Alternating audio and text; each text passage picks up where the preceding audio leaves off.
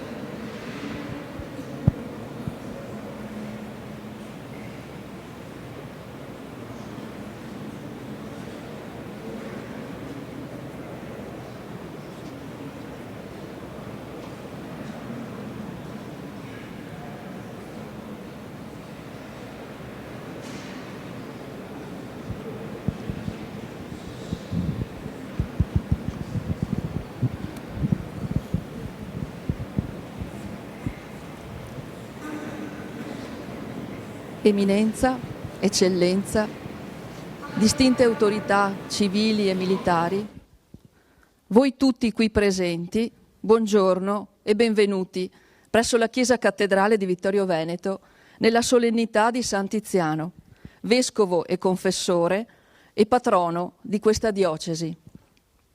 Una festa che da secoli e secoli scandisce e ribadisce la storia e la fede di questa comunità diocesana e che ogni anno si riveste di quell'hic et nunc, di quel qui e ora, che le conferisce senso e attualità. Oggi, 16 gennaio 2023, la festa è del tutto particolare. Ci sono 3 elementi interessanti e assolutamente significativi. Una novità che inserisce la Chiesa particolare di Vittorio Veneto, la innesta felicemente nella storia della Chiesa universale, e è il fatto che è avvenuto il 4 settembre ultimo scorso della beatificazione di Papa Giovanni Paolo I, che dal 1958 per 11 anni è stato pastore di questa Chiesa diocesana. Il secondo elemento è un dono, la sua presenza, eminenza, che tra poco presiederà il pontificale. E poi l'occasione del restauro delle facciate della chiesa cattedrale e del suo campanile. E dunque la benedizione che si è pensato davvero di contestualizzare in pompa magna oggi davanti a tutte queste persone e a lei, eminenza. Do la parola allora in questo momento a Monsignor Graziano De Nardo, arciprete della Chiesa Cattedrale. Rinnovo il saluto a tutte le autorità qui convenute e a nome della città e della comunità ecclesiale il nostro benvenuto in particolare a Sua Eminenza, il Cardinale Angelo Bagnasco. Abbiamo avuto modo di conoscerla non di persona ma per il suo ministero come Arcivescovo di Genova e soprattutto Presidente della Conferenza Episcopale nei 10 anni in cui ha dedicato mente e cuore alla Chiesa tutta d'Italia.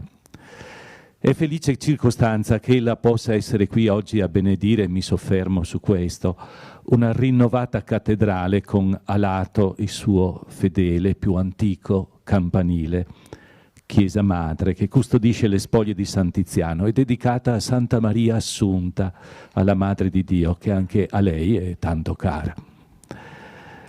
Del restauro compiuto sarà detto tra breve.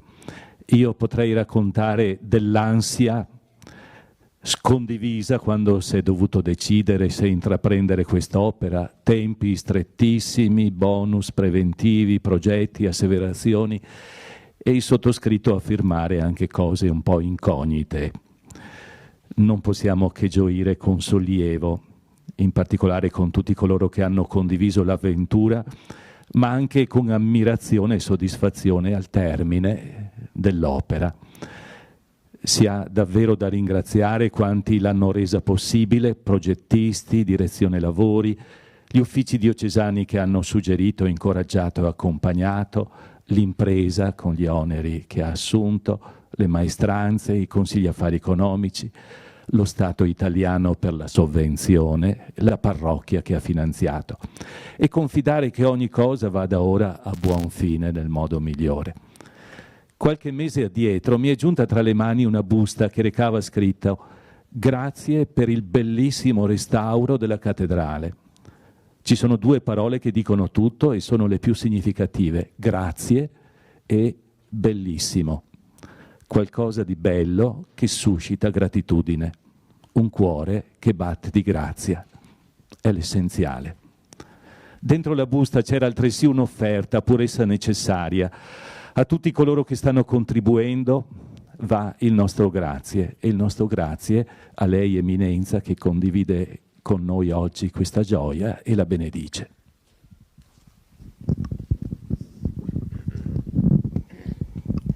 Per questo importante lavoro c'è stata una regia armoniosa, virtuosa, e la prima espressione sono stati i professionisti Per quanto riguarda il campanile, il progetto è stato curato dall'architetto Susanna Maset, che oggi non può essere presente, mentre la direzione lavori è stata curata dal qui presente architetto Pietro Beghetti. Invece la curatela del progetto e della direzione lavori per la cattedrale è stata portata avanti dall'architetto Fabio Nassuato, che invito a dire in sintesi 2 parole su questo importante lavoro. Li ringrazio fin d'ora. Grazie. Buongiorno Eminenza, Eccellenza e tutti i presenti, buongiorno. L'intervento di restauro che oggi voi vedete è la chiusura di prima parte di un ciclo della cattedrale. Oggi la cattedrale, quella che noi vediamo, in realtà è il risultato di secoli di trasformazioni, di modifiche. L'impianto originale è del XII secolo, il campanile addirittura del XIII, ma la parte sostanziale, la cupola e il transetto, sono della metà del Settecento. La facciata è l'ultimo elemento che è stato aggiunto alla cattedrale nel 1917. Da allora non ci sono mai stati interventi di restauro totali, completi, ma sempre interventi puntuali. La cattedrale, quindi è arrivata a noi la facciata, il resto della cattedrale, come un elemento che necessitava non di essere abbellito, perché è già di suo bellissima, ma che necessitava solamente di avere una manutenzione, un recupero di quella che era la finitura e l'elemento originale. Se la gente si ricorda, prima dell'intervento, le parti lapidee di questa facciata, ad esempio, che è l'elemento che rappresenta un po' tutta la cattedrale, dove dal timpano in su è tutta in pietra di Vicenza, dalla parte più bassa invece è in giallo d'Istria, gli intonaci erano logori, lavorati dal tempo, dall'acqua, dalle intemperie. È stato importante fare tutto il recupero e ricerca di quella che era la finitura originale. La finitura che voi oggi vedete della facciata è esattamente l'impianto come era stato pensato e realizzato nel 1917 ed era stata fatta in maniera coerente con la finitura che la metà del Settecento aveva impostato l'intero impianto ecclesiastico. Infatti sul lato nord è presente una traccia molto importante e evidente della finitura che ha la stessa tonalità cromatica che voi vedete oggi. La velatura è una velatura a calce e che ha permesso di essere riportata dopo aver fatto un'attività di restauro e di recupero delle parti lapidee che oggi sono leggibili in tutta la loro raffinatezza anche plastica.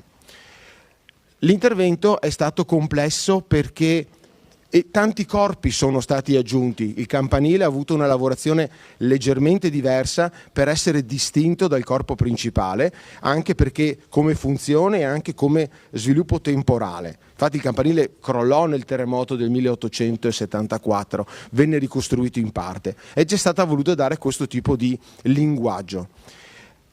L'intervento che voi vedete non può essere attribuito solamente a noi, ma dobbiamo ringraziare soprattutto le maestranze, l'azienda Arte Poli di Verona con tutta la sua struttura, il restauratore Massimo Tisato con tutti i suoi collaboratori che ci hanno permesso di lavorare insieme alla sovrintendenza a tutta una serie di step, di analisi e di avvicinamento a quello che è il risultato finale. Speriamo che la cosa e il risultato sia gradito. Grazie a tutti.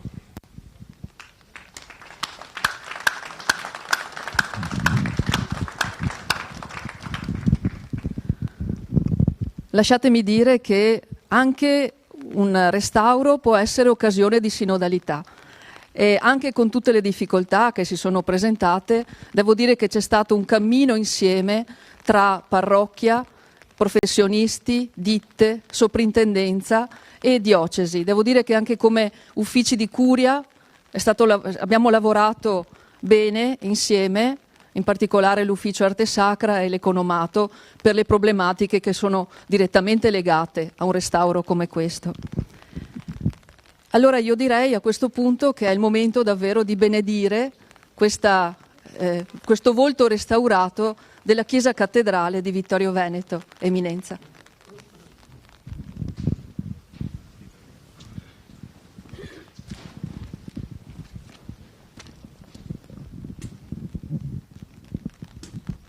Nel nome del Padre, del Figlio e dello Spirito Santo. Amen.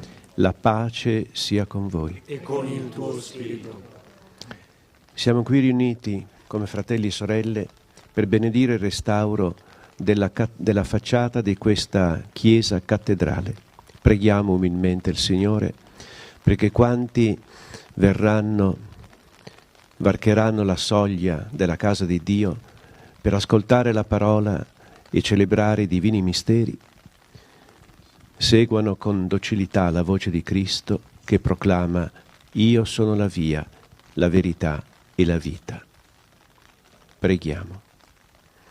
Benedetto sei tu, Signore Padre Santo, che hai mandato il tuo Figlio nel mondo per raccogliere in unità, mediante l'effusione del suo sangue, gli uomini lacerati e dispersi dal peccato. Tu lo hai costituito pastore e porta dell'ovile, perché chi entra sia salvo e chi entra ed esce trovi i pascoli della vita. Fa, o Signore, che quanti animati da fede filiale si raduneranno in questa chiesa cattedrale siano perseveranti nell'insegnamento degli apostoli, nella comunione fraterna, nella frazione del pane e nelle preghiere, e crescano in numero e merito per edificare la celeste Gerusalemme. Per Cristo nostro Signore. Amen. Ravviva in noi, o Signore, nel segno di quest'acqua benedetta, il ricordo del battesimo e l'adesione a Cristo Signore, crocifisso e risorto per la nostra salvezza.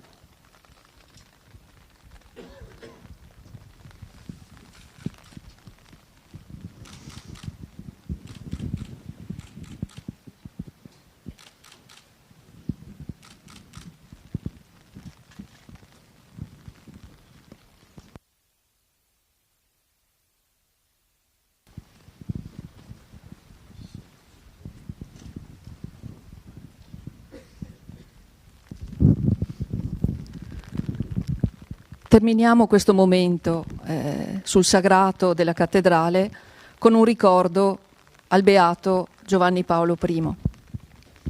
Molti sono i segni che ha lasciato nel corso del suo umile e pur determinante passaggio in questa terra vittoriese, ma numerosi sono altresì monumenti nel senso etimologico della parola, cioè ricordi che la popolazione, la comunità vittoriese ha fortemente voluto e istituito in segno di riconoscenza e fedeltà. A partire da questa piazza, che è proprio intitolata a Giovanni Paolo I, quindi è una sorta di monumento geografico che già ci introduce alla sua pertinenza con questo luogo. E poi il Museo Diocesano, che troviamo lassù proprio, che ci guarda dal seminario vescovile all'ultimo piano. Il suo nome è Museo d'Arte Sacra Albino Luciani, a ricordo del legame che Luciani aveva con i beni culturali ecclesiastici e in qualche modo in senso profetico con quello che è l'importanza della bellezza come via verso Dio. Ci sono molti monumenti a Luciani, nelle vetrate, nelle tele, negli affreschi, nelle sculture in questa diocesi, dentro le chiese, le piazze, gli oratori. Lo ritraggono e lo raccontano, ma forse il manufatto più significativo, più centrale, è l'immagine in bronzo posta all'angolo destro di questa cattedrale, nel punto esatto in cui vi convergono le vie di accesso. L'opera venne commissionata nel 1979 dal vescovo Antonio Cunial allo scultore Riccardo Cenedese di Colfosco di Susegana, allora 64enne e oggi non più vivente. La statua venne inaugurata con cerimonia solenne e benedetta dal patriarca di Venezia, Cardinal Marco Cè, il 21 settembre 1980. Nel 1985, nel suo viaggio in Veneto, sostò e pregò davanti a questo simulacro Papa Wojtyła. L'immagine bronzea ritrae Papa Luciani a figura intera, nella sua dignità pontificale, mentre con il volto sorridente e le braccia aperte incede verso di noi. Presenza che è stata, è e sarà sempre rassicurante e benevolente. Dicevamo, dal 4 settembre lo veneriamo come beato e anche oggi vogliamo rivolgergli una preghiera ponendoci al cospetto di questo simulacro. Quindi Vi invito a guardare verso di Lui, il suo volto.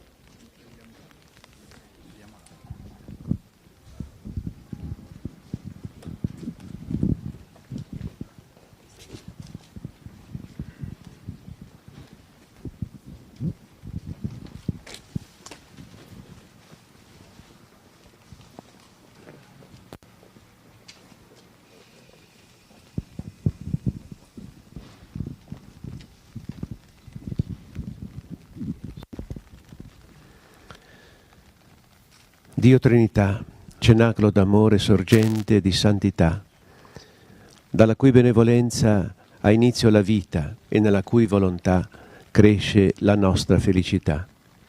A te chiediamo di esaltare tra noi l'opera del tuo amore, nel riconoscere la santità originaria del beato Albino Luciani, Papa Giovanni Paolo II. Primo. Invochiamo in modo particolare la sua intera Chiesa di Vittorio Veneto, che lo ebbe come vescovo, come suo vescovo. Fa che sia a noi concesso di imitare il suo sereno abbandono in te. Ci sostenga l'esempio della sua preghiera, con cui durante la vita apriva tutto il suo cuore a te, e ora, nella tua gloria, ti loda. Amen.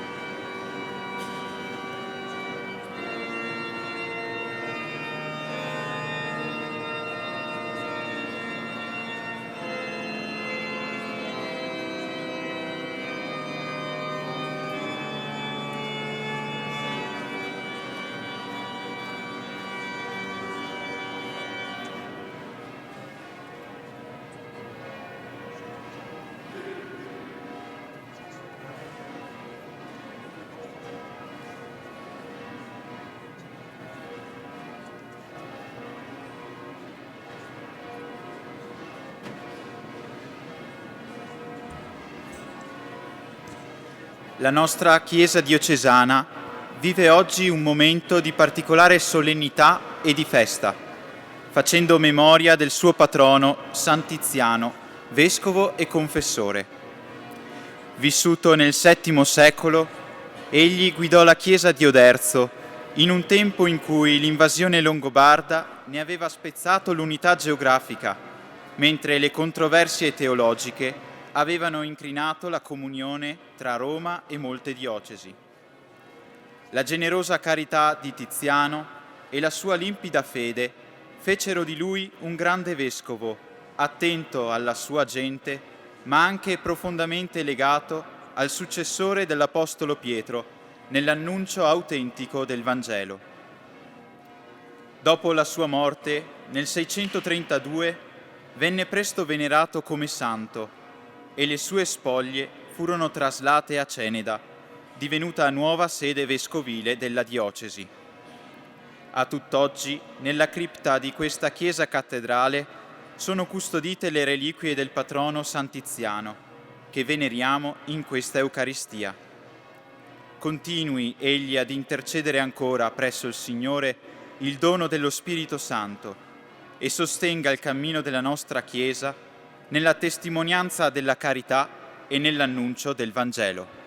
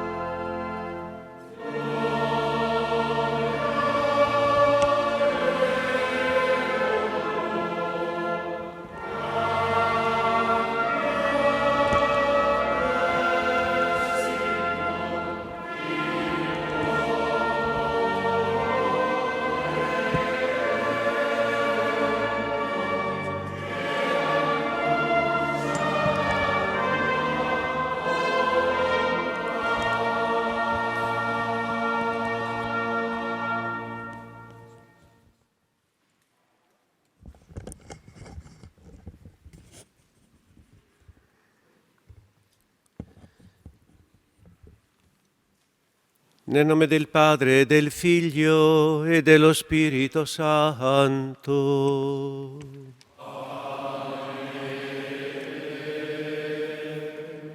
La pace sia con voi.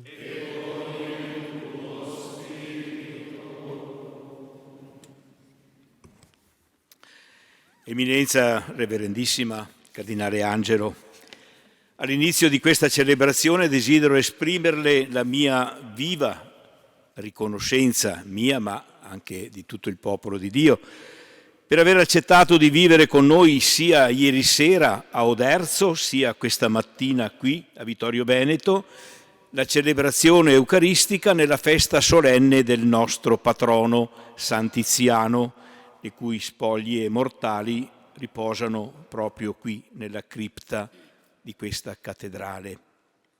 Come le raccontavo ieri pomeriggio, il trasporto della salma di Sant'Iziano da Oderzo fino a Ceneda, perché era questo il nome antico della città, avvenne in modo miracoloso, come è dipinto sulla cupola che abbiamo sopra il capo. Ma al di là della veridicità storico-scientifica della modalità di questo evento, ciò che mi ha sempre colpito è il fatto, questo sì indubitabile, che i Longobardi vollero avere nella cattedrale del centro della loro contea, che risiedeva proprio qui a Ceneda, i resti mortali del vescovo di Oderzo, di quell'Oderzo che loro avevano distrutto radicalmente. Ne ho sempre tratta la convinzione che la santità di Tiziano superasse anche i limiti delle contese politiche e militari e abbia svolto una funzione rapacificatrice e riconciliatrice fra popolazioni che pur si erano aspramente combattute. Direi anzi di più, proprio la figura di Sant'Iziano e la testimonianza della sua santità favorirono sicuramente il superamento dell'eresia ariana che si era mantenuta viva nella popolazione longobarda e propiziarono una comunione di fede che costituì poi quel tessuto di vita religiosa che è il patrimonio della nostra tradizione cristiana. Come a dire che è la santità della vita più che le discussioni teologiche che aiuta a ritrovare l'autentica fede in Gesù Cristo.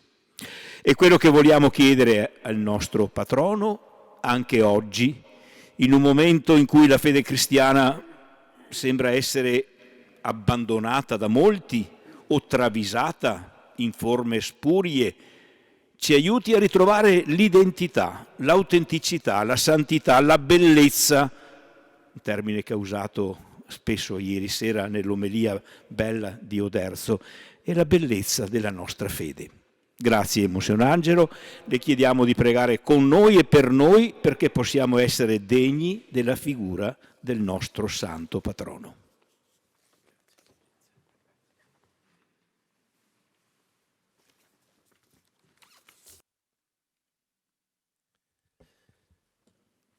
Fratelli e sorelle carissimi nel Signore, per celebrare degnamente questi santi misteri di gioia, nella solennità del nostro santo patrono Sant'Iziano, riconosciamo i nostri peccati e con umiltà e fiducia chiediamo la misericordia di Dio. Fratelli e sorelle carissimi, al termine di questa solenne celebrazione dell'Eucaristia riceveremo la benedizione papale, che attingendo alla ricchezza della comunione dei santi in Cristo Redentore ci elargirà l'indulgenza plenaria con la remissione di ogni pena dovuta per i peccati. Confessiamo dunque le nostre colpe e umiliamoci sotto la potente mano di Dio perché ci esalti nell'ora della sua visita. Confesso a Dio Onnipotente e a voi, fratelli e sorelle, che ho molto peccato in pensieri, parole, opere e omissioni. Per mia colpa, mia grandissima colpa.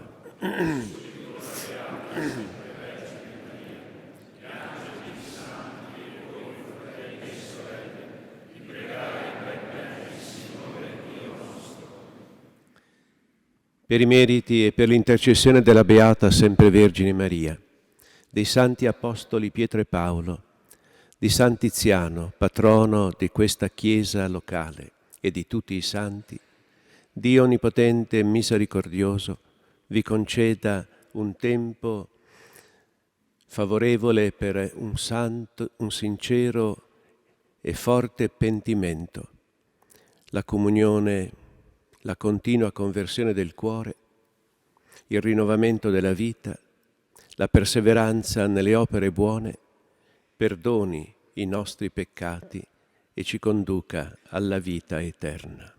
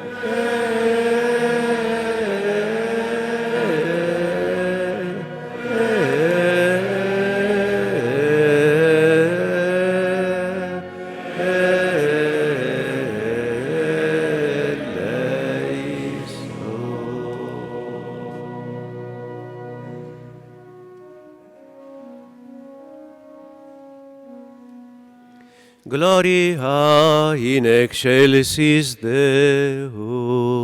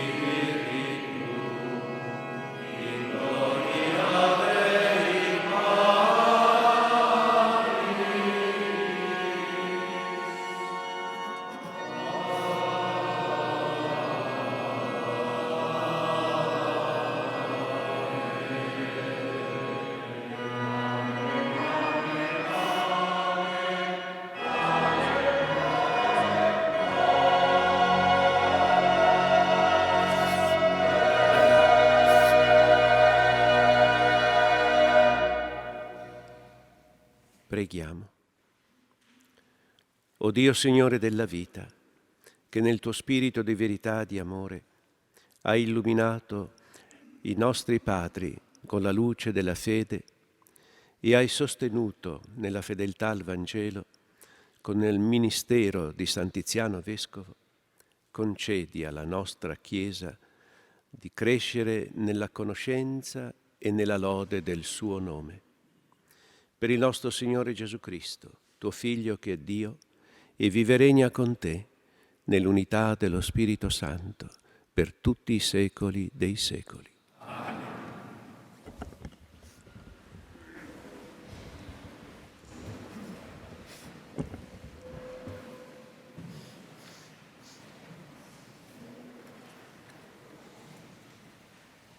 Dal libro del profeta Isaia. Come sono belli sui monti i piedi del messaggero che annuncia la pace, del messaggero di buone notizie che annuncia la salvezza, che dice a Sion: regna il tuo Dio. Una voce. Le tue sentinelle alzano la voce, insieme esultano, poiché vedono con gli occhi il ritorno del Signore a Sion. Prorompete insieme in canti di gioia, rovine di Gerusalemme, perché il Signore ha consolato il suo popolo, ha riscattato Gerusalemme. Il Signore ha snudato il suo santo braccio davanti a tutte le nazioni. Tutti i confini della terra vedranno la salvezza del nostro Dio. Parola di Dio.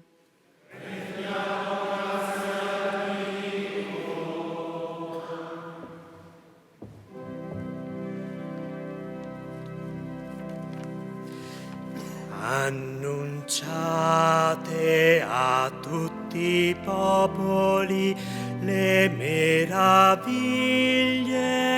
del Signore.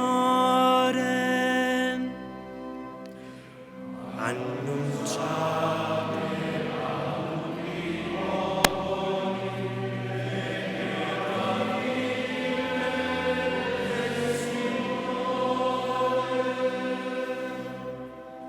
Cantate al Signore un canto nuovo. Cantate al Signore, uomini di tutta la terra. Cantate al Signore, benedite il suo nome.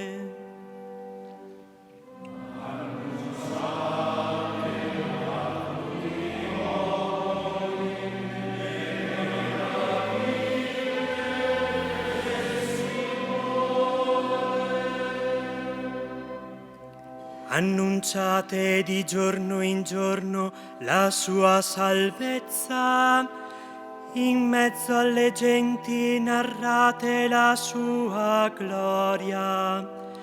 A tutti i popoli dite le sue meraviglie.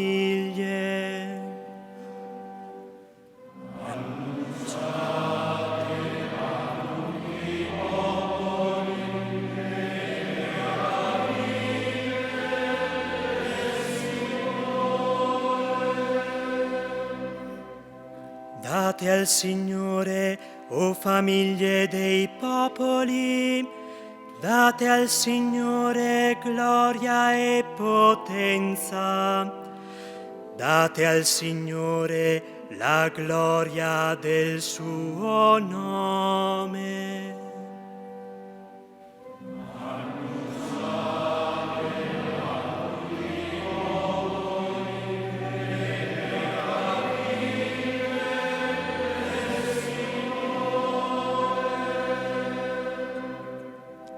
Dite tra le genti, il Signore regna, è stabile il mondo, non potrà vacillare. Egli giudica i popoli con rettitudine.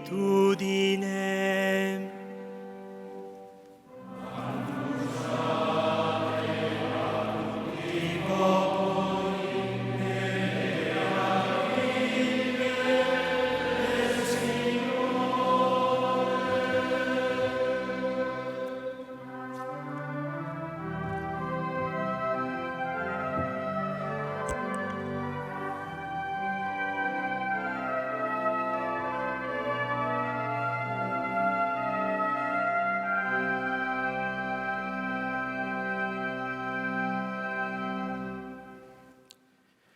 Dalla lettera di San Paolo ai Romani. Per la grazia che mi è stata data, io dico a ciascuno di voi, non valutatevi più di quanto conviene, ma valutatevi in modo saggio e giusto, ciascuno secondo la misura di fede che Dio gli ha dato. Poiché, come in un solo corpo, abbiamo molte membra, e queste membra non hanno tutte la medesima funzione, così anche noi, pur essendo molti, siamo un solo corpo in Cristo, e ciascuno per la sua parte siamo membra gli uni degli altri. Abbiamo doni diversi secondo la grazia data a ciascuno di noi. Chi ha il dono della profezia lo eserciti secondo ciò che detta la fede. Chi ha un ministero attenda al ministero. Chi insegna si dedichi all'insegnamento. Chi esorta si dedichi all'esortazione. Chi dona lo faccia con semplicità. Chi presieda con diligenza. Chi fa opere di misericordia le compia con gioia. La carità non sia ipocrita. Detestate il male, attaccatevi al bene. Amatevi gli uni gli altri con affetto fraterno, gareggiate nello stimarvi a vicenda. Non siate pigri nel fare il bene, siate invece ferventi nello spirito. Servite il Signore. Siate lieti nella speranza, costanti nella tribolazione, perseveranti nella preghiera. Condividete le necessità dei santi, siate premurosi nell'ospitalità. Parola di Dio.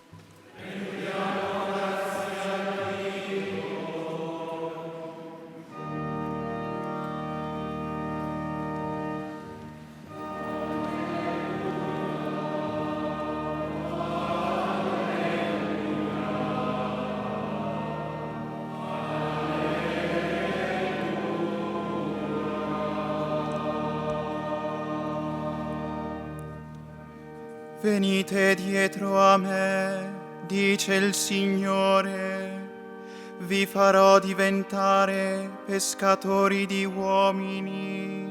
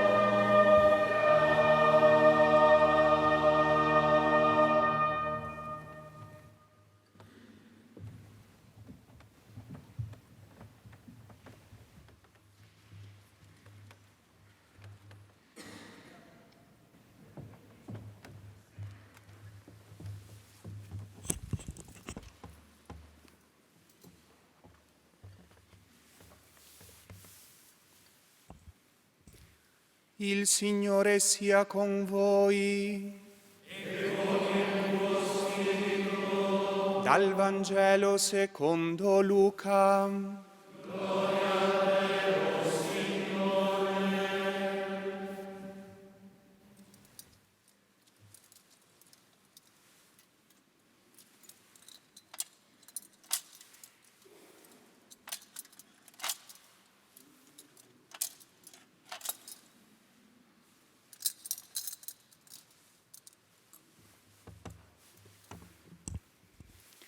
In quel tempo, mentre la folla gli faceva ressa attorno per ascoltare la parola di Dio, Gesù, stando presso il lago di Gennesaret, vide 2 barche accostate alla sponda. I pescatori erano scesi e lavavano le reti. Salì in una barca che era di Simone e lo pregò di scostarsi un poco da terra. Sedette e insegnava alle folle dalla barca. Quando ebbe finito di parlare, disse a Simone: prendi il largo e gettate le vostre reti per la pesca. Simone rispose: Maestro, abbiamo faticato tutta la notte e non abbiamo preso nulla, ma sulla tua parola getterò le reti. Fecero così e presero una quantità enorme di pesci e le loro reti quasi si rompevano. Allora fecero cenno ai compagni dell'altra barca che venissero ad aiutarli. Essi vennero e riempirono tutte e 2 le barche fino a farle quasi sprofondare. Al vedere questo, Simon Pietro si gettò alle ginocchia di Gesù dicendo: Signore, allontanati da me, perché sono un peccatore. Lo stupore infatti aveva invaso lui e tutti quelli che erano con lui per la pesca che avevano fatto. Così pure Giacomo e Giovanni, figli di Zebedeo, che erano soci di Simone. Gesù disse a Simone: non temere, d'ora in poi sarai pescatore di uomini. E tirate le barche a terra, lasciarono tutto e lo seguirono. Parola del Signore.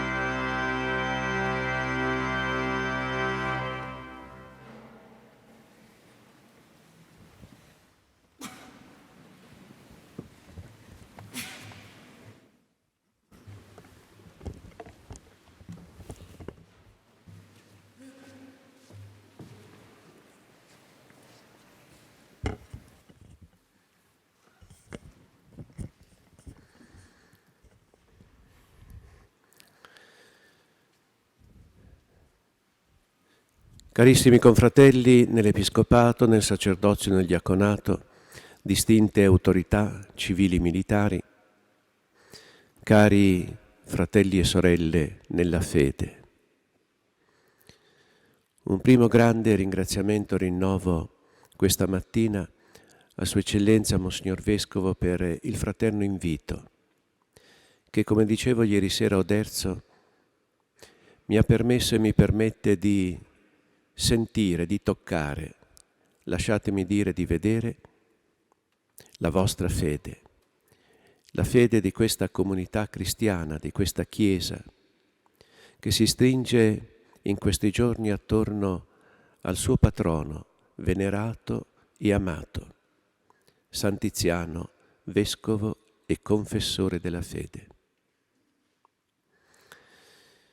Ci mette a contatto ancora una volta in modo così esplicito, vivo e caloroso con la nostra storia, con le nostre radici. Una storia e radici che non sono lontane da noi, ma che sono in noi e che dobbiamo non solo non dimenticare, ma anche amare, perché continui questa storia attraverso di noi a coloro che verranno dopo di noi e che già ora sono segno del futuro nella persona amatissima dei nostri ragazzi, dei bambini, dei giovani, che guardano al futuro che è principalmente nelle mani loro, dopo che nelle mani di Dio. A Oderzo ieri sera dicevamo nello sguardo di San Tiziano, dicevamo che la fede, come ricordava Monsignor Vescovo, è una bellezza da amare e una bellezza da conoscere. Bellezza da amare. La fede infatti è gettare, come abbiamo ascoltato nel Vangelo, gettare le nostre reti, le reti del nostro cuore, della nostra vita, della nostra volontà, della nostra libertà, nel mare dell'impossibile. Sulla tua parola getteremo le reti. Questa è la fede. Ed essi hanno potuto fare questo, gli apostoli, perché lo avevano incontrato. Chi? Lui, il Maestro. E ne avevano sentito l'attrazione, la corrispondenza al loro cuore, alle loro attese. Lo avevano seguito e lo avevano amato. Ma si diceva che la fede non è solamente questa attrazione iniziale, questo incontro, come giustamente diciamo, ma è anche una bellezza da conoscere, perché si incontra una persona e si resta innamorati sull'onda di un misterioso, di qualcosa di misterioso, che neppure noi riusciamo a spiegare, ma che ci induce a continuare, ad entrare nella conoscenza della persona amata per scoprire sempre più e sempre meglio l'insondabile e inesauribile mistero della sua persona. Ed è questa la dottrina cattolica. È questo il senso della nostra catechesi ai piccoli e ai grandi. Non qualcosa di noioso, astratto, accademico, freddo, come a volte si pensa, ma al contrario un atto d'amore, un bisogno d'amore per colui che si ama e che si vuole sempre più conoscere. Ma questa mattina facciamo un passo oltre. È una bellezza la fede, è una bellezza da amare e da conoscere, ma anche da condividere. Ti farò pescatori di uomini, dice Gesù a Pietro, che si inginocchia umiliato, riconoscendosi indegno, povero di fronte al Maestro che ha compiuto il miracolo e che in quel gesto apparentemente mortificante scopre chi è, se stesso, e scopre la sua vocazione: ti farò pescatore di uomini. Ed essere pescatori di uomini, che nel cuore di Pietro certamente non aveva il significato giusto, non comprendeva, non poteva comprendere che cosa sarebbe stato il suo destino, ma anche qui si fidava. In questo essere pescatori di uomini vi è raffigurato quello che è la condivisione della bellezza della fede, quello che noi chiamiamo l'annuncio, il Vangelo, l'evangelizzazione, in ogni luogo, in ogni tempo, in ogni situazione. Ma ci chiediamo, ma l'uomo moderno attende ancora un messaggio di salvezza?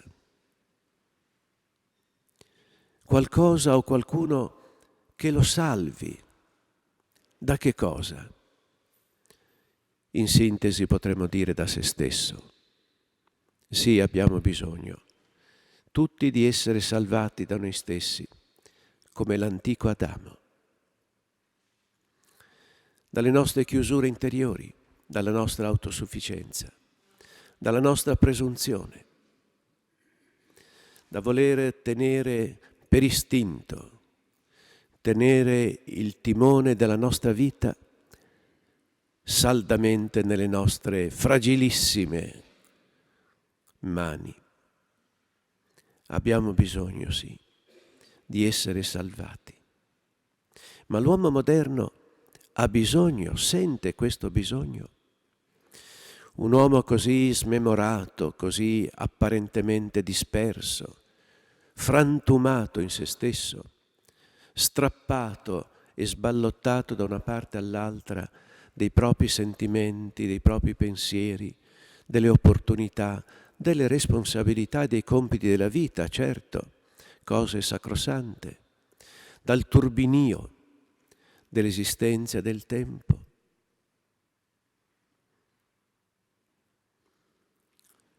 Sì, l'uomo, anche l'uomo moderno, ha bisogno. E nonostante tutto lo desidera. Ne sente una misteriosa necessità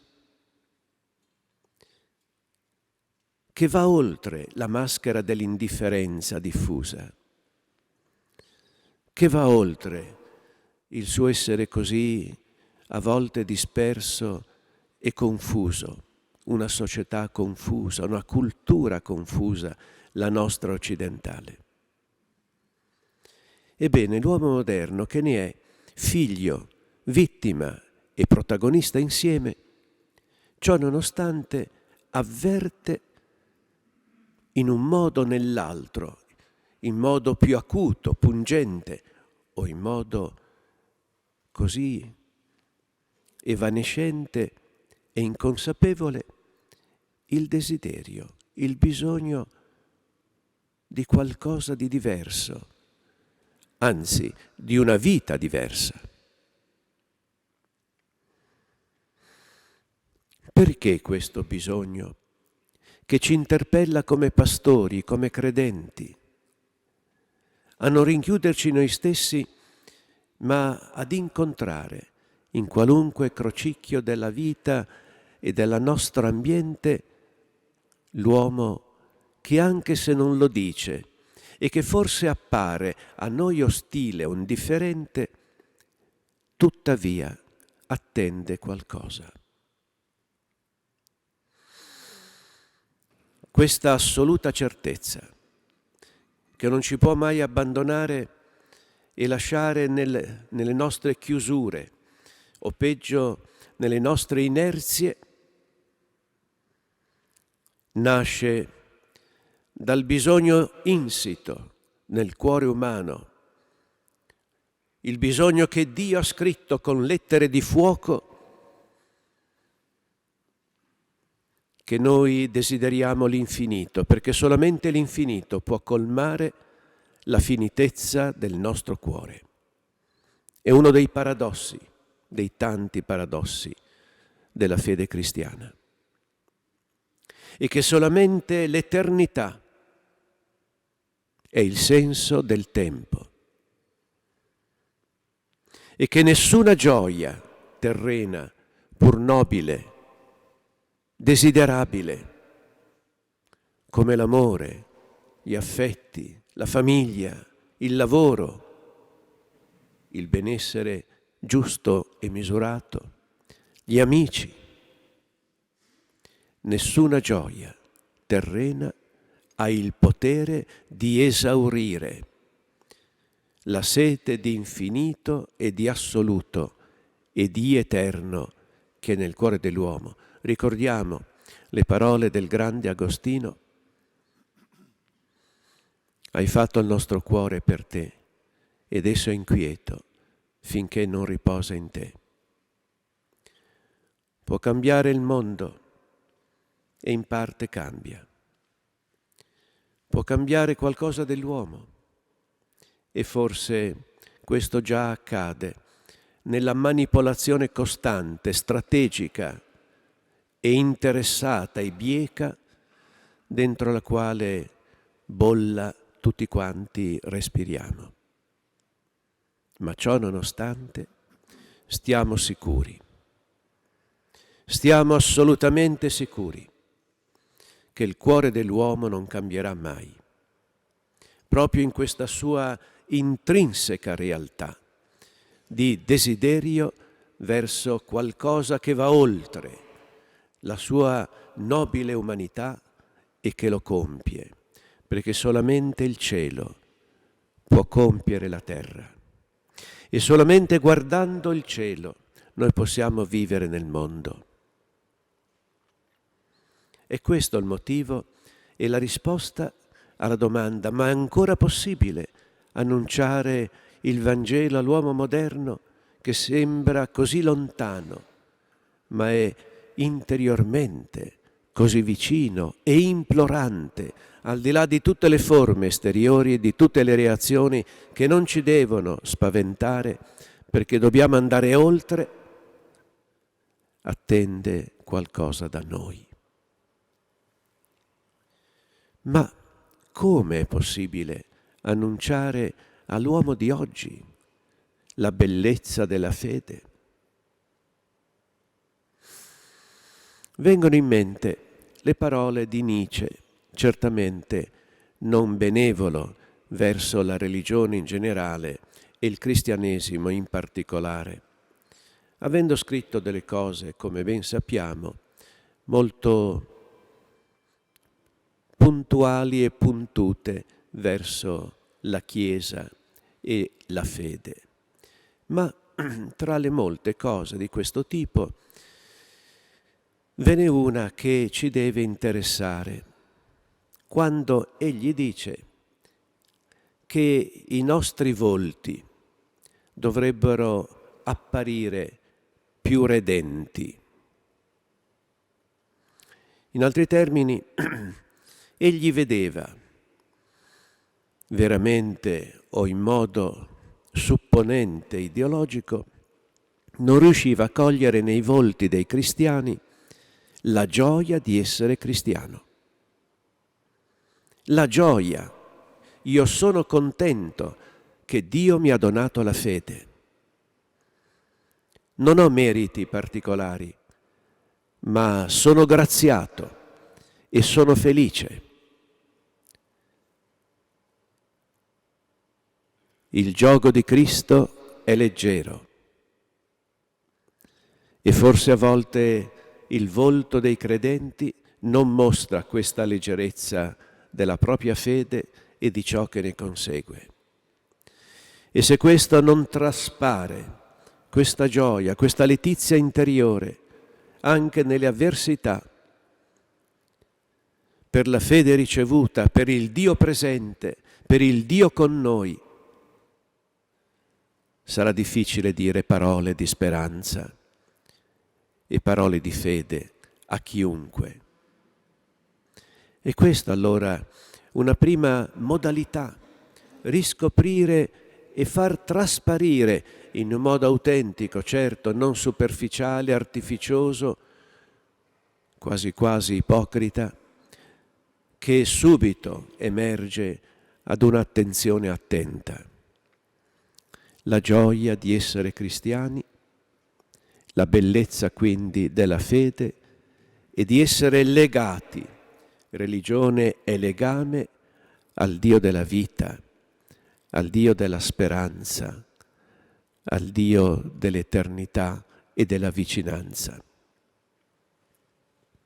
Ma non soltanto il nostro volto dovrebbe esprimere umilmente la gioia di essere cristiani di Cristo con tutto ciò che ne consegue, il carattere arduo della sequela Christi, ma anche è necessaria la nostra umile, discreta, convinta parola. La testimonianza non basta a sé. È necessario che sia accompagnata da una parola che rimandi, che spieghi brevemente, che faccia intravedere che il nostro vivere nella nostra povertà, ma anche nella letizia, non deriva da noi, ma deriva da altro da noi, che è Cristo Signore, che qui nella Divina Eucaristia si rende presente nella sua parola e nel suo corpo e nel suo sangue. Con una attenzione su cui vorrei concludere, con una attenzione, con una consapevolezza che non dobbiamo mai perdere. Ed è questa. Il mondo moderno, parlo sempre della nostra cultura, del nostro mondo, forse può apparire indifferente, a volte ostile, a volte lontano dai nostri incontri come questo e da altri, ma il mondo moderno desidera quello che stiamo vivendo. Desidera essere dentro, sentirsi dentro ad un clima di famiglia, di comunione, di fraternità, come quello che stiamo vivendo attorno a Cristo, non per noi, ma in Lui. Ha bisogno di vincere le solitudini che sempre più crescono nella nostra civiltà occidentale, che ci vuole isolati gli uni dagli altri, perché isolati siamo meglio dominati.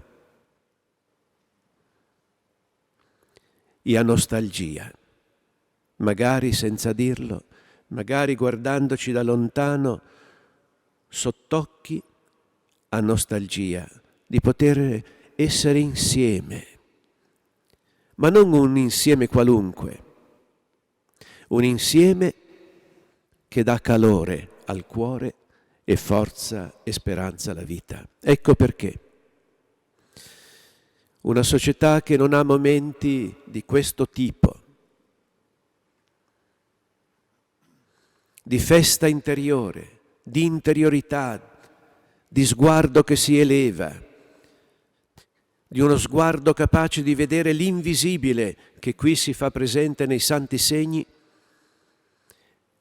è una società che può essere anche ben organizzata, ma che non scalda l'anima, che non scalda il cuore. E non si può vivere in una società organizzata perfettamente, ma priva dell'anima. E l'anima sta qui, perché non è un'idea, non è un rito, non è una convenzione, ma è una presenza, la presenza di un mistero che ha il volto e il nome di Gesù.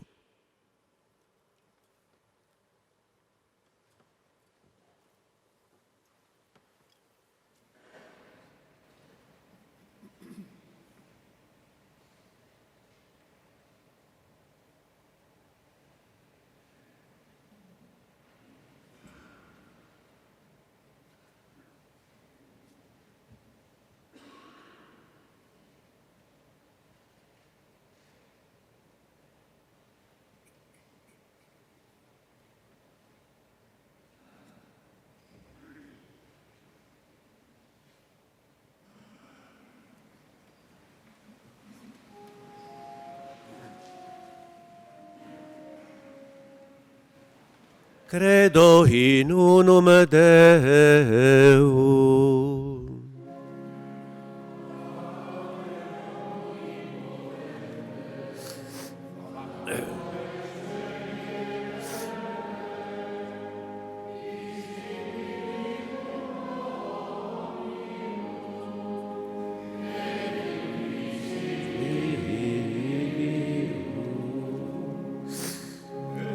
In unum Dominum Iesum Christum, Filium Dei unigenitum,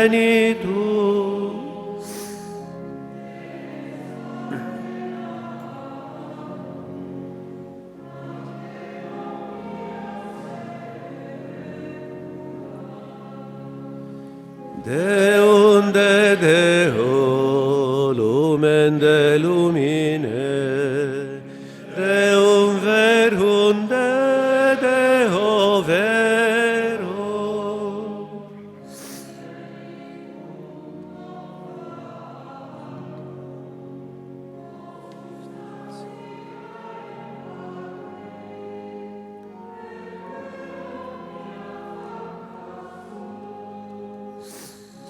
Qui propter nos homines, e propter nostram salute, descendi de celi.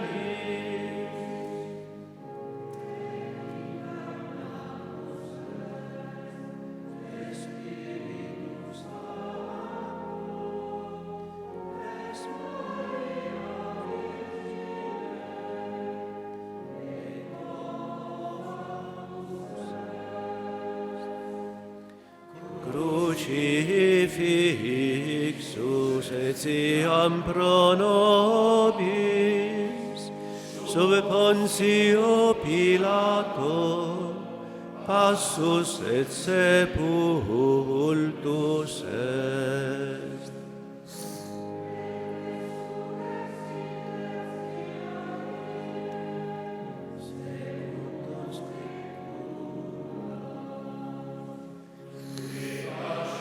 Scendit in cielo, sedet ad desteram Patris.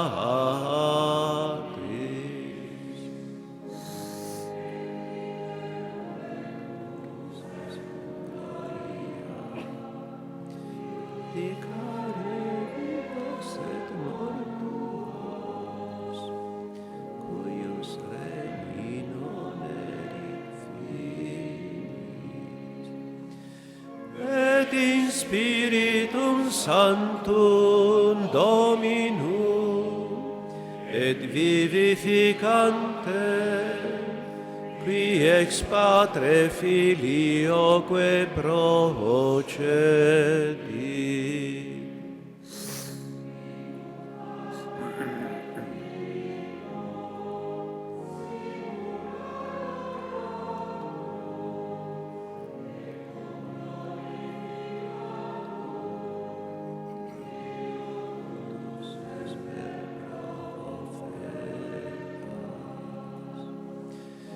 Et unam sanctam catholicam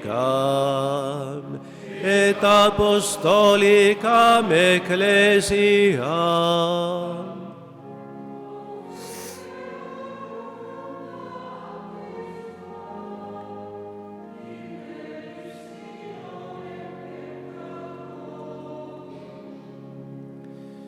et expecto resurrectionem mortuorum,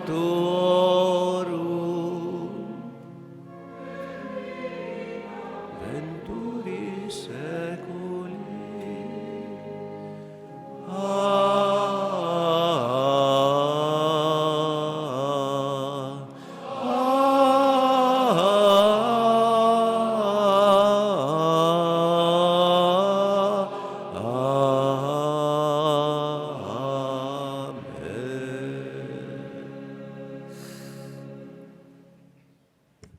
Fratelli e sorelle carissimi, dopo aver ascoltato la parola del Signore e accolto in questa solenne liturgia in onore di Sant'Iniziano, eleviamo a Dio la nostra preghiera, unanime per la Chiesa e per il mondo intero.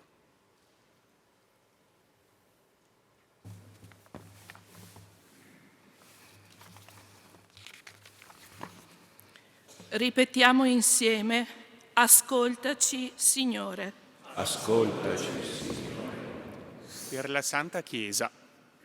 Il Signore le conceda pastori secondo il suo cuore, docili alla voce dello Spirito, fedeli dispensatori della parola e dei sacramenti. Preghiamo. Per coloro che ricoprono ruoli di responsabilità a livello civile, militare, politico, sociale. perché vivano il proprio compito con dedizione e onestà, specialmente nell'impegno a favore dei più deboli, di coloro che sono emarginati o di chi vive situazioni di particolare povertà. Preghiamo. Ascoltaci, o Signore.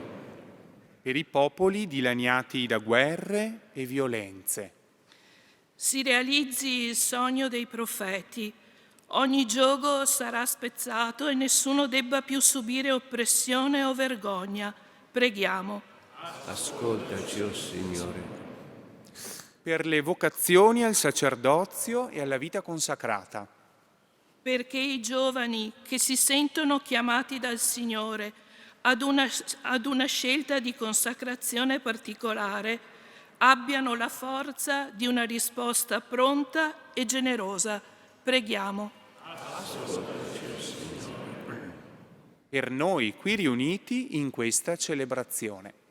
Perché lo Spirito Santo ci aiuti sull'esempio del nostro santo patrono e del beato Giovanni Paolo I, già nostro vescovo, a riscoprire la gioia del nostro essere figli di un Dio grande e misericordioso. Preghiamo. Ascoltaci, o Signore.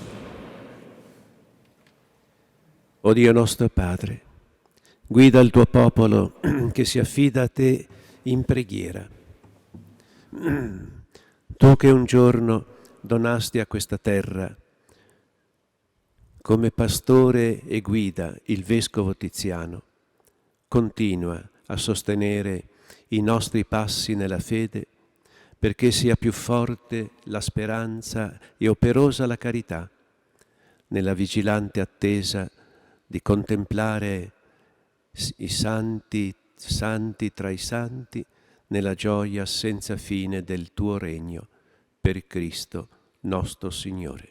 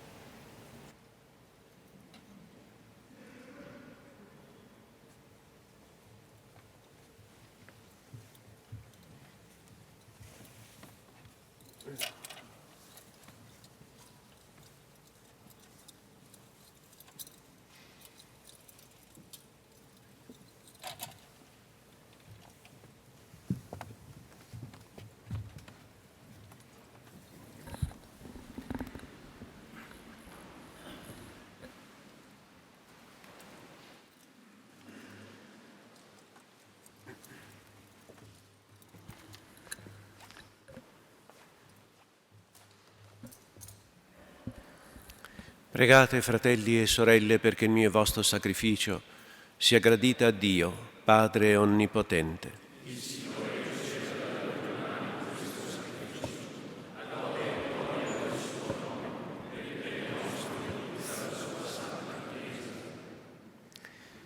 Con timore e amore ci accostiamo, Padre, al tuo santo altare, nel giorno fecondo di San Tiziano. Accogli la nostra offerta e rendici sempre lieti nel tuo servizio, per Cristo nostro Signore. Amen. Il Signore sia con voi. In alto i nostri cuori. Rendiamo grazie al Signore nostro Dio. È veramente cosa buona e giusta, nostro dovere e fonte di salvezza, rendere grazie sempre in ogni luogo a Te, Signore Padre Santo, Dio Onnipotente ed Eterno, per Cristo nostro Signore. Nella testimonianza di fede di San Tiziano, Vescovo, Tu hai reso feconda la tua Chiesa con la forza creatrice dello Spirito, anche nel succedersi degli gravi avvenimenti che hanno turbato il suo cammino, l'hai conservata in una costante e fedele unità, donandole un segno sicuro del tuo amore. Il grande esempio e la fraterna intercessione del Santo Pastore ci sostengono nel cammino della vita, perché si compia in noi il tuo mistero di salvezza. E noi, uniti agli angeli e ai santi, cantiamo con gioia l'inno della tua lode.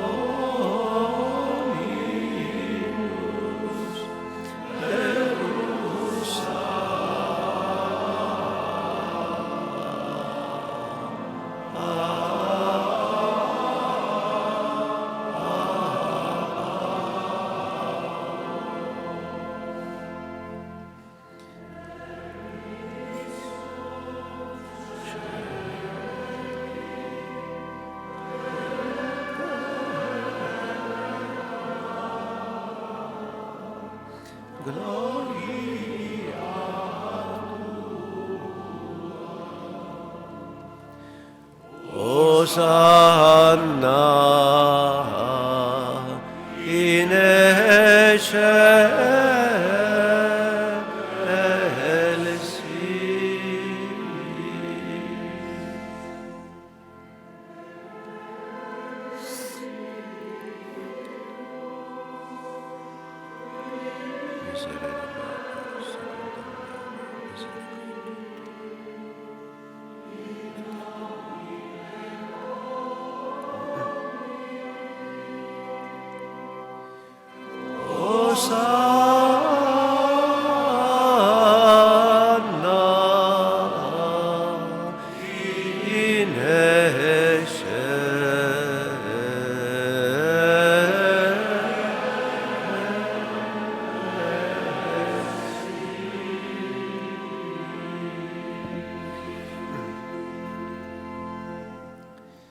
Veramente santo sei tuo Padre, ed è giusto che ogni creatura ti lodi.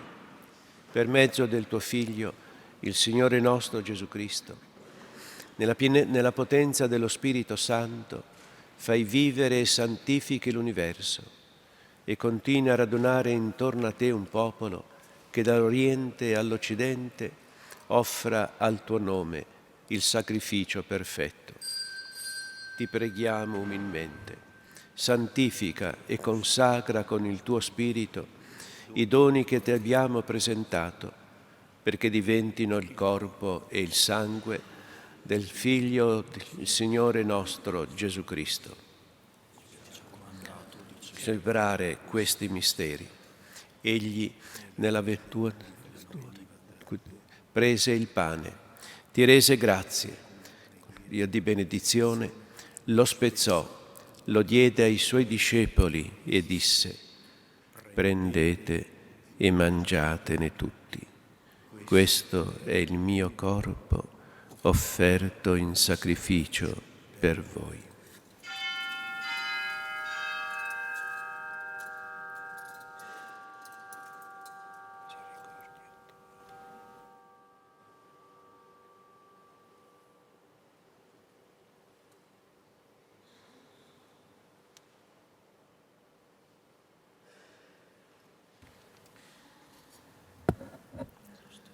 Allo stesso modo, dopo aver cenato, prese il calice, ti rese grazie con la preghiera di benedizione, lo diede ai suoi discepoli e disse: prendete e bevetene tutti. Questo è il calice del mio sangue, per la nuova ed eterna alleanza, versato per voi e per tutti in remissione dei peccati. Fate questo in memoria di me.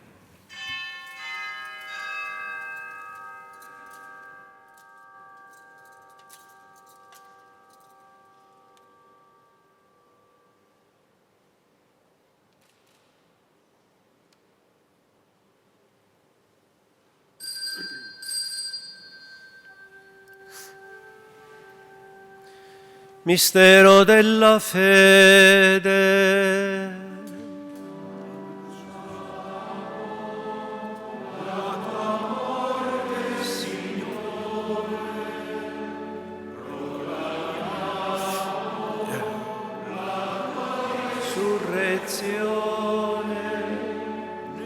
L'attesa della tua venuta.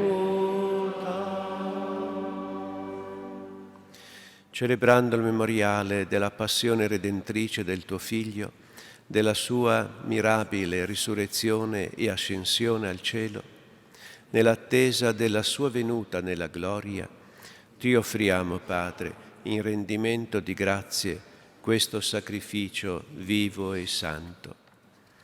Guarda con amore e riconosci nella nostra offerta la vita immolata per la nostra redenzione. E ci nutriamo del corpo e del sangue del tuo Figlio.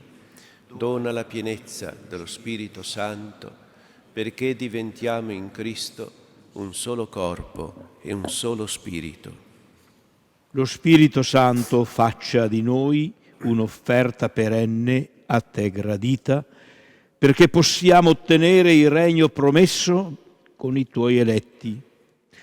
Con la Beata Maria, Vergine e Madre di Dio, San Giuseppe, suo sposo, i tuoi santi apostoli, i gloriosi martiri, San Tiziano e tutti i santi nostri intercessori presso di te.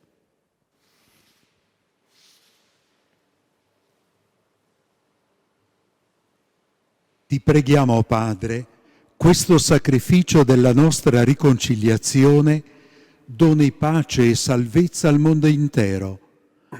Conferma nella fede e nell'amore la tua Chiesa pellegrina sulla terra, il tuo servo e nostro Papa Francesco, il Vescovo Angelo, il nostro Vescovo Corrado, Angelo che preside questa Eucaristia, l'ordine episcopale, i presbiteri, i diaconi e il popolo che tu hai redento.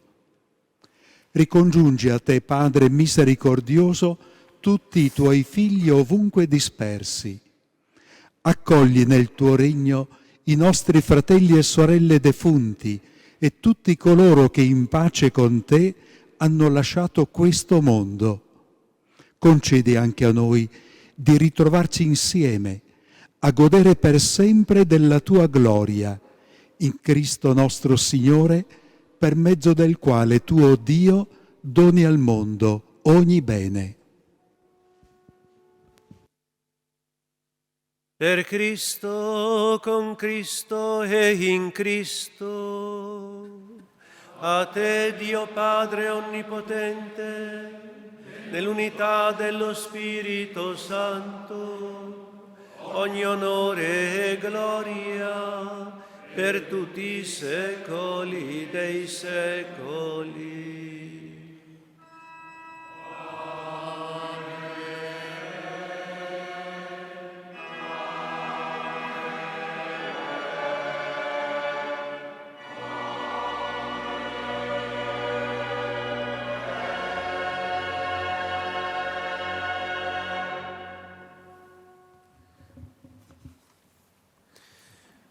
Obbedienti alla parola del Salvatore e formati al suo divino insegnamento, osiamo dire: Padre nostro che sei nei cieli, sia santificato il tuo nome, venga il tuo regno, sia fatta la tua volontà, come in cielo così in terra.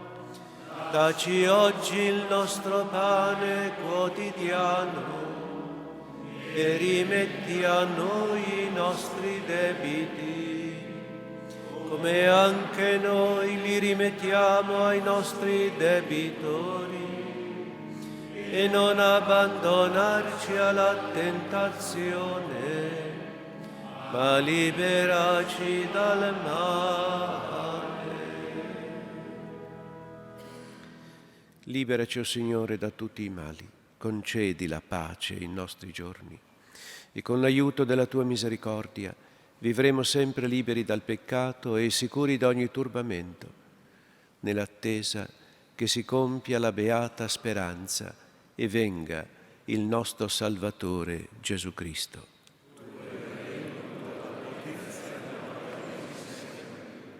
Signore Gesù Cristo, che hai detto ai tuoi apostoli: vi lascio la pace, vi do la mia pace, non guardare ai nostri peccati, ma alla fede della tua Chiesa, e donale unità e pace secondo la tua volontà, tu che vivi e regni nei secoli dei secoli. Amen.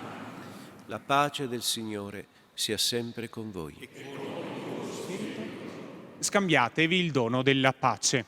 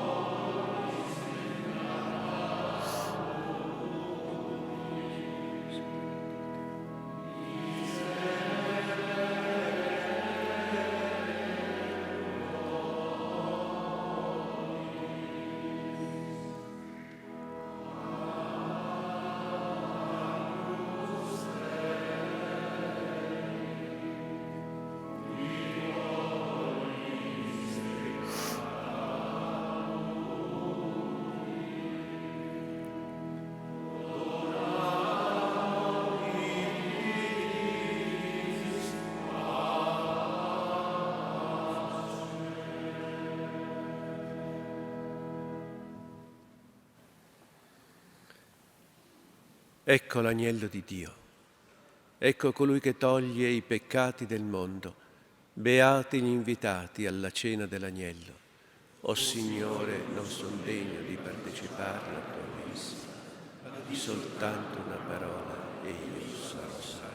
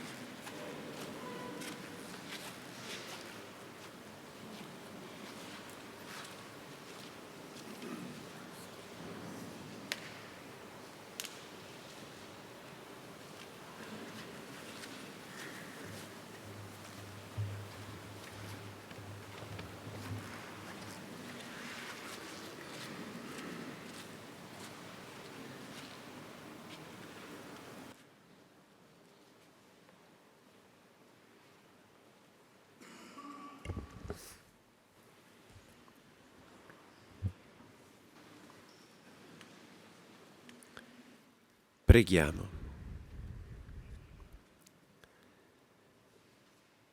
O Padre, che ci hai nutrito di Cristo, pane vivo, fa che seguiamo l'esempio di San Tiziano. Ti cantiamo con fede e sereno servizio. Aiutaci a continuare nella carità instancabile per il bene dei nostri fratelli, per Cristo nostro Signore.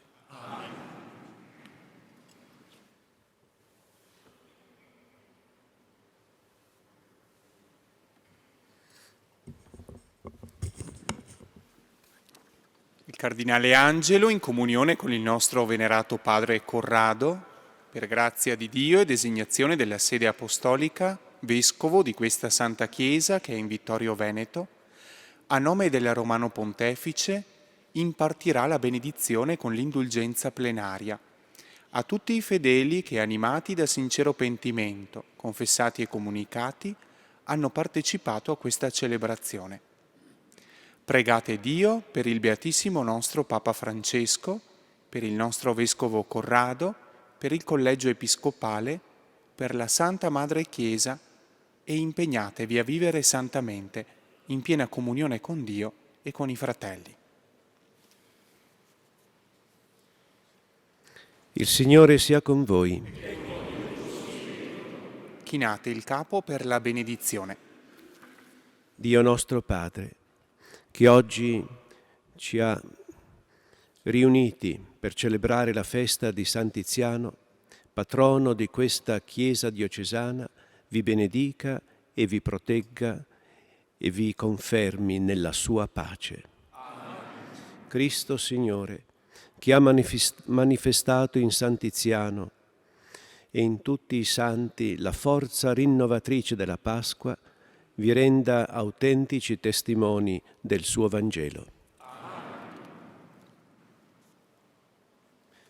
Lo Spirito Santo che nel Vescovo Tiziano ci ha offerto un coraggioso testimone della fede e uno stabile esempio di vita e di carità fraterna, vi renda capaci di vivere con fedeltà il Vangelo.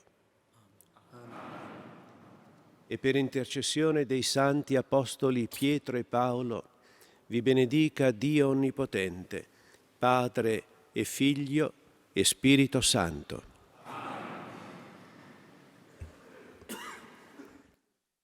Tra qualche istante vivremo il nostro atto di venerazione a San Tiziano, di cui onoreremo le reliquie.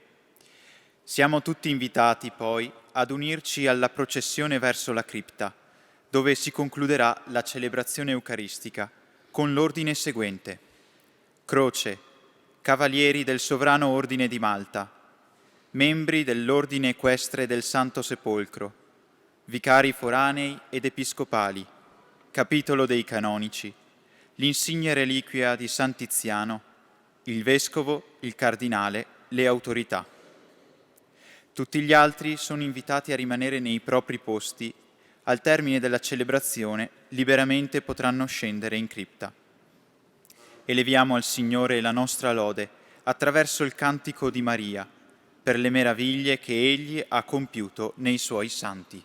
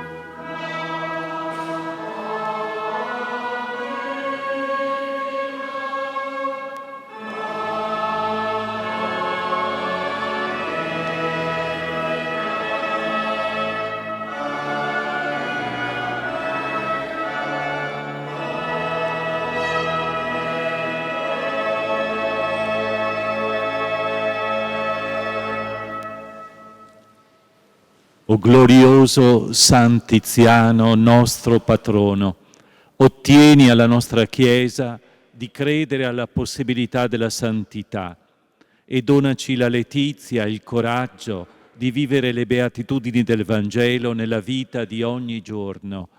Gloria al Padre, al Figlio e allo Spirito Santo.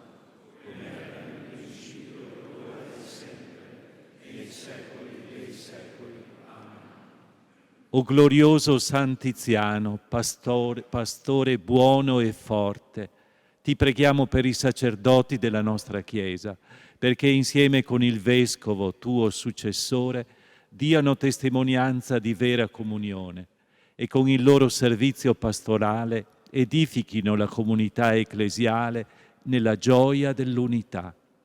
Gloria al Padre.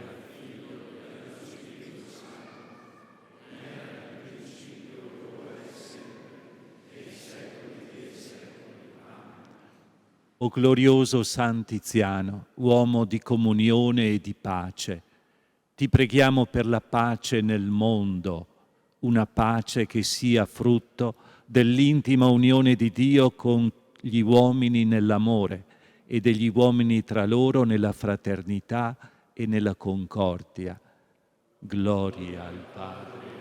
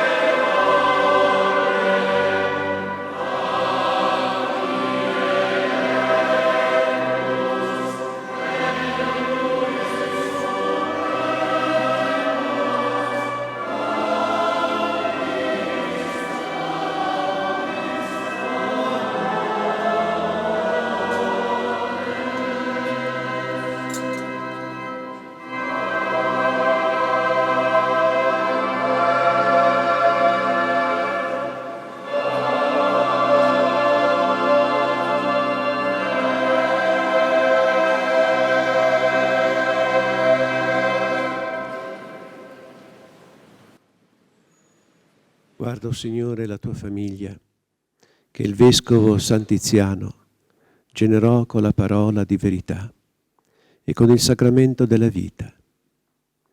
Tu che ci hai dato con il suo ministero il primo germe della fede, per la sua intercessione comunica a noi la pienezza del tuo amore per Cristo nostro Signore.